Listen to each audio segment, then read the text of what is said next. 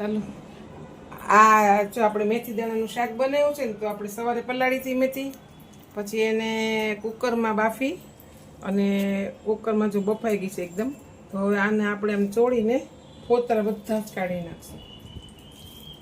આવી રીતે ચોળીને એટલે બધા ફોતરા નીકળી જાય.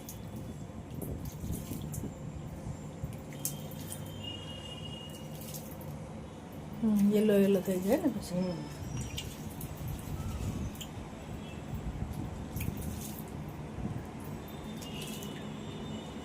4-5-7 પાણી ત્યારે ધોવી પડે પછી પાણી આવે લગા.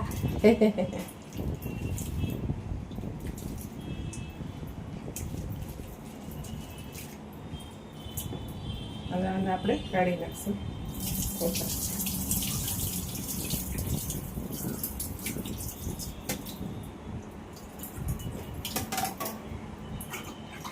પાછું પાણી નાખશું બીજી વાર. આપણે સાદું પાણી લેવાનું છે. પાછું આપણે ચોળી નાખશું.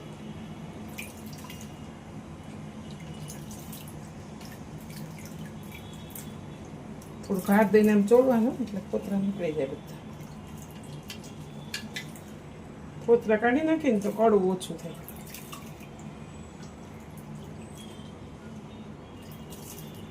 મારી બાજુ બહુ મસ્ત બનાવતા, દેશમાં અમે લોકો રહેતા ને, એટલું મસ્ત બનાવતા કે વાત જ પૂછો.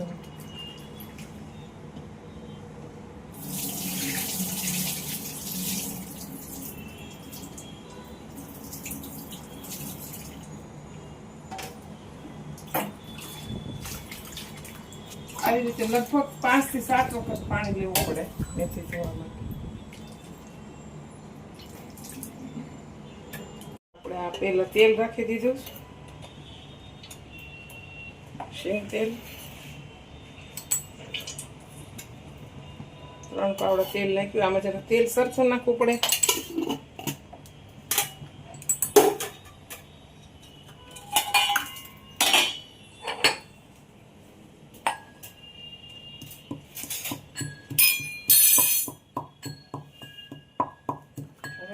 તેલ ગરમ થઈ જાય એટલે લસણ નાખશું.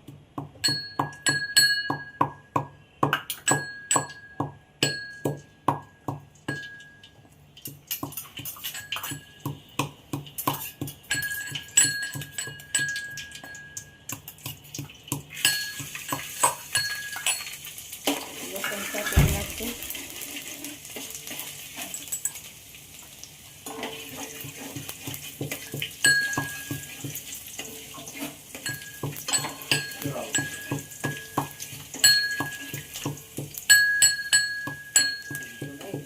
લસણ આવું લાલ થઈ જાય એટલે આપણે થોડુંક આવતું જાવતું જીરું નાખશું. પછી થોડીક હિંગ નાખશું. થોડી હળદર નાખશું કલર પીળો કરવા માટે. પછી આપણે વઘારી નાખશું.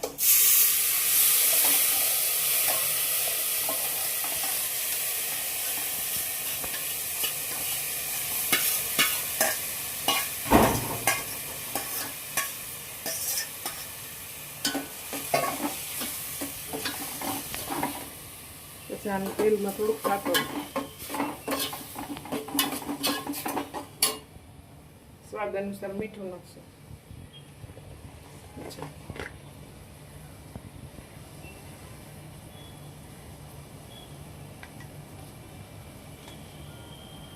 આપણે પહેલા બાફવામાં નાખી દઉં એટલે હમણાં જરૂર પૂરતું જ નાખશું.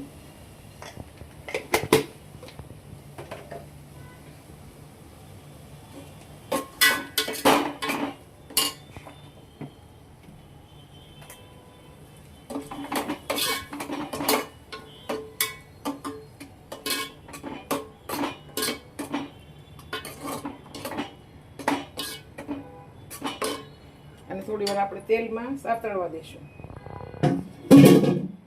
ધાણા જીરું નાખશું. પછી લસણ વાળું મરચું નાખશું, કાંડેલું આપણું કાઠિયાવાડી સ્પેશિયલ.